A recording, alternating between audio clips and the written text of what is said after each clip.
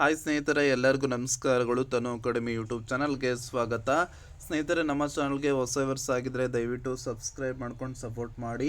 ಹಾಗೆ ಮುಂದಿನ ದಿನಗಳಲ್ಲೂ ಕೂಡ ಎಲ್ಲ ಥರದ ಎಜುಕೇಷನಲ್ ಮತ್ತು ಕಾಂಪಿಟೇಟಿವ್ ಎಕ್ಸಾಮ್ಸ್ಗೆ ಸಂಬಂಧಪಟ್ಟ ಮಾಹಿತಿ ಮತ್ತು ತರಗತಿಗಳು ನಿಮಗೆ ದೊರೆಯುತ್ತವೆ.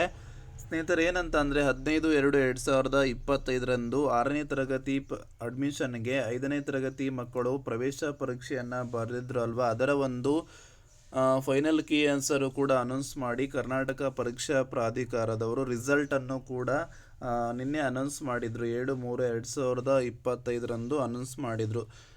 ನಾನು ನಮ್ಮ ಯೂಟ್ಯೂಬ್ ಚಾನಲಲ್ಲಿ ತಿಳಿಸ್ಕೊಟ್ಟಿದ್ದೀನಿ ಹೇಗೆ ನಿಮ್ಮ ಒಂದು ರಿಸಲ್ಟ್ ಅಥವಾ ನಿಮ್ಮ ಮಗುವಿನ ರಿಸಲ್ಟ್ ಹೇಗೆ ಚೆಕ್ ಮಾಡ್ಕೊಳ್ಳೋದು ಅನ್ನೋದ್ರ ಬಗ್ಗೆ ತಿಳಿಸ್ಕೊಟ್ಟಿದ್ದೀನಿ. ಆ ವಿಡಿಯೋವನ್ನು ನೋಡಿಕೊಂಡು ಚೆಕ್ ಮಾಡ್ಕೊಳ್ಳಿ, ಓಕೆನಾ.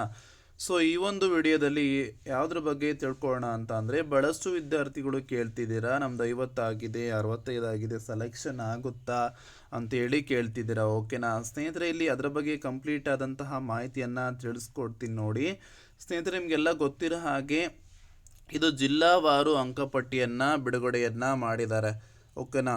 ಇದು ಕೇವಲ ಜಿಲ್ಲಾವಾರು ಅಂಕಪಟ್ಟಿ ಆಗಿರ್ತದೆ. ನೋಡ್ಬೋದು ನೀವು, ಜಿಲ್ಲಾವಾರು ತಾತ್ಕಾಲಿಕ ಅಂಕಪಟ್ಟಿ, ಓಕೆನಾ.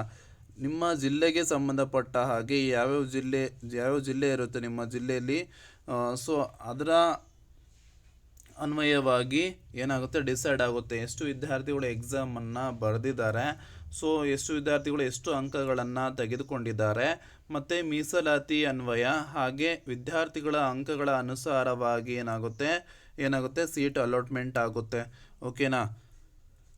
ಹಾಗೆ ಇಲ್ಲಿ ಜಿಲ್ಲಾವಾರು ತಾತ್ಕಾಲಿಕ ಅಂಕಪಟ್ಟಿಯನ್ನು ಬಿಟ್ಟಿದ್ದಾರೆ. ನೀವು ಯಾವ ಜಿಲ್ಲೆಗೆ ಸಂಬಂಧಪಟ್ಟಿರ್ತೀರಾ ಆ ಜಿಲ್ಲೆಯಲ್ಲಿ ನಿಮ್ಮ ಮಗುವಿನ ಅಥವಾ ವಿದ್ಯಾರ್ಥಿಯ ಅಂಕಗಳನ್ನು ನೀವು ನೋಡ್ಕೋಬೋದು, ಓಕೆನಾ.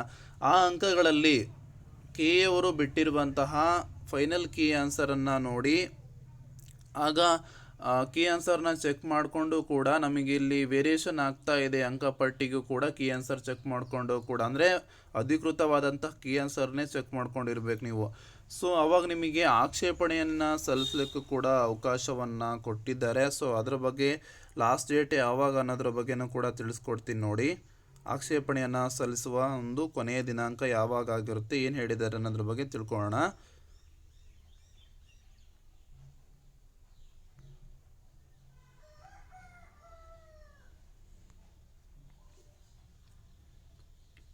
ಸ್ನೇಹಿತರೆ, ನೀವು ಇಲ್ಲಿ ನೋಡ್ಬೋದು 2024-25ನೇ ಸಾಲಿನ ಕರ್ನಾಟಕ ವಸತಿ ಶಿಕ್ಷಣ ಸಂಸ್ಥೆಗಳ ಸಂಘದ ಅಡಿ ಬರುವ ವಸತಿ ಶಾಲೆಗಳಿಗೆ ಪ್ರವೇಶ ಪರೀಕ್ಷೆಯನ್ನು ಕರ್ನಾಟಕ ಪರೀಕ್ಷಾ ಪ್ರಾಧಿಕಾರದಿಂದ ದಿನಾಂಕ 15/2/2025 ನಡೆಸಿ ಕೀ ಉತ್ತರಗಳನ್ನು ಪ್ರಾಧಿಕಾರದ ವೆಬ್ಸೈಟ್ನಲ್ಲಿ ಅಭ್ಯರ್ಥಿಗಳ ಮಾಹಿತಿಗಾಗಿ ಪ್ರಕಟಿಸಿ ಆಕ್ಷೇಪಣೆಗಳನ್ನು ಸಲ್ಲಿಸಲು ದಿನಾಂಕ 24/2/2025 ಸಲ್ಲಿಸಲು ಅವಕಾಶ ಕಲ್ಪಿಸಲಾಗಿತ್ತು. ಅದರಂತೆ ಸ್ವೀಕೃತವಾದ ಆಕ್ಷೇಪಣೆಗಳನ್ನು ವಿಷಯ ತಜ್ಞರ ಮೂಲಕ ಪರಿಶೀಲಿಸಿ ದಿನಾಂಕ 25/2/2025 ಪರಿಷ್ಕೃತ ಕೀ ಉತ್ತರಗಳನ್ನು ಪ್ರಕಟಿಸಲಾಗಿತ್ತು.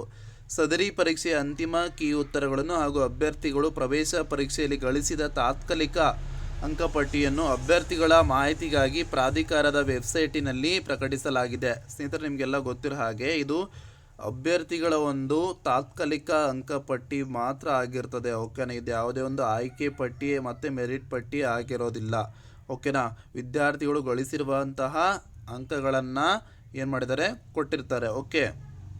ತದನಂತರದಲ್ಲಿ ಪ್ರಕಟಿತ ತಾತ್ಕಾಲಿಕ ಅಂಕಪಟ್ಟಿಗೆ ಆಕ್ಷೇಪಣೆಗಳಿದ್ದಲ್ಲಿ, ನಿಮಗೇನಾದರೂ ಅಂಕಗಳು ವೇರಿಯೇಷನ್ ಆಗ್ತಾ ಇದ್ದಾವೆ ಅನ್ನೋದಿದ್ದಲ್ಲಿ 13/3/2025 ಮಧ್ಯಾಹ್ನ 12 ಗಂಟೆಯೊಳಗೆ ಪ್ರಾಧಿಕಾರದ ವೆಬ್ಸೈಟಿನಲ್ಲಿ ಒದಗಿಸಲಾದ ಲಿಂಕ್ ಮೂಲಕ ಪೂರಕ ದಾಖಲೆಗಳೊಂದಿಗೆ ಆಕ್ಷೇಪಣೆಗಳನ್ನು ಸಲ್ಲಿಸಲು ತಿಳಿಸಿದೆ. ಪೂರಕ ದಾಖಲೆಗಳಿಲ್ಲದ ಆಕ್ಷೇಪಣೆಗಳನ್ನು ಹಾಗೂ ಕೀ ಉತ್ತರಗಳ ಸಂಬಂಧ ಸಲ್ಲಿಸಲಾಗುವ ಆಕ್ಷೇಪಣೆಗಳನ್ನು ಪುರಸ್ಕರಿಸಲಾಗುವುದಿಲ್ಲ ಅಂತೇಳಿ ತಿಳಿಸಿದ್ದಾರೆ, ಓಕೆನಾ. ಇದಿಷ್ಟು ಮಾಹಿತಿ ಆಗಿರ್ತದೆ. ಮತ್ತೆ ಸ್ನೇಹಿತರೆ ಹೇಳ್ತಾ ಇದ್ದೀನಿ, ಇದು ತಾತ್ಕಾಲಿಕ ಅಂಕಪಟ್ಟಿ ಆಗಿರ್ತದೆ, ಓಕೆನಾ. ಇದನ್ನು ಮತ್ತೆ ಪರಿಷ್ಕರಣೆ ಮಾಡಿ ಫೈನಲ್ ತಾತ್ಕಾಲಿಕ ಅಂಕಪಟ್ಟಿಯನ್ನು ಬಿಡ್ತಾರೆ. ತದನಂತರದಲ್ಲಿ ಏನು ಮಾಡ್ತಾರೆ ಅಂತ ಅಂದರೆ ನಿಮ್ಮ ಒಂದು ಮೆರಿಟ್ ಲಿಸ್ಟನ್ನು ಬಿಡ್ತಾರೆ. ಸೊ ತದನಂತರದಲ್ಲಿ ಏನಾಗುತ್ತೆ ಅದನ್ನು ಕೂಡ ಪರಿಷ್ಕರಣೆ ಮಾಡ್ತಾರೆ. ತದನಂತರದಲ್ಲಿ ನಿಮ್ಮ ಒಂದು ಮೊದಲ ಸುತ್ತಿನ ಸೀಟು ಹಂಚಿಕೆಯನ್ನು ಪ್ರಕಟಣೆ ಮಾಡ್ತಾರೆ. ಇಲ್ಲಿ ಭಾಳಷ್ಟು ವಿದ್ಯಾರ್ಥಿಗಳು ಮತ್ತು ಪೋಷಕರು ಕೇಳ್ತಾ ಇದ್ದೀರಾ, ಏನಂತ ಅಂದರೆ 65 ಆಗಿದೆ, ಆಯ್ಕೆ ಆಗ್ತಾರಾ ನನ್ನ ಮಕ್ಕಳು ಅಂತ ಹೇಳಿ ಕೇಳ್ತಾ ಇದ್ದೀರಾ ಪಾಲಕರು. ಸ್ನೇಹಿತರೆ, ನಾವು ಹೇಳ್ತಾ ಇರೋದು ಏನಂತ ಅಂದರೆ, ಈಗ ನಿಮ್ಮ ಒಂದು ಡಿಸ್ಟಿಕ್ ವೈಸ್ ಆಗುತ್ತೆ. ಡಿಸ್ಟಿಕ್ ವೈಸ್ ಎಷ್ಟು ಮಕ್ಕಳು ವಿದ್ಯಾರ್ಥಿಗಳು ಎಕ್ಸಾಮನ್ನು ಬರೆದಿದ್ದಾರೆ, ಎಷ್ಟು ವಿದ್ಯಾರ್ಥಿಗಳು ಎಷ್ಟು ಅಂಕಗಳನ್ನು ತೆಗೆದುಕೊಂಡಿದ್ದಾರೆ, ಅವರ ಮೀಸಲಾತಿ ಅನ್ವಯ ಏನು ಮಾಡ್ತಾರೆ, ಸೀಟನ್ನು ಅಲಾಟ್ಮೆಂಟ್ ಮಾಡ್ತಾರೆ. ಓಕೆನಾ? ಇದಿಷ್ಟು ಮಾಹಿತಿ ಆಗಿರುತ್ತೆ. ಈ ಮಾಹಿತಿ ನಿಮಗೆ ಇಷ್ಟವಾದಲ್ಲಿ ಖಂಡಿತ ಒಂದು ಲೈಕ್ ಮಾಡಿ ಮತ್ತು ಶೇರ್ ಮಾಡಿ. ನಮ್ಮ ಚಾನಲ್ಗೆ ಯಾರೇನೂ ಸಬ್ಸ್ಕ್ರೈಬ್ ಮಾಡ್ಕೊಂಡಿಲ್ಲ, ಸಬ್ಸ್ಕ್ರೈಬ್ ಮಾಡ್ಕೊಳ್ಳಿ. ಧನ್ಯವಾದಗಳು.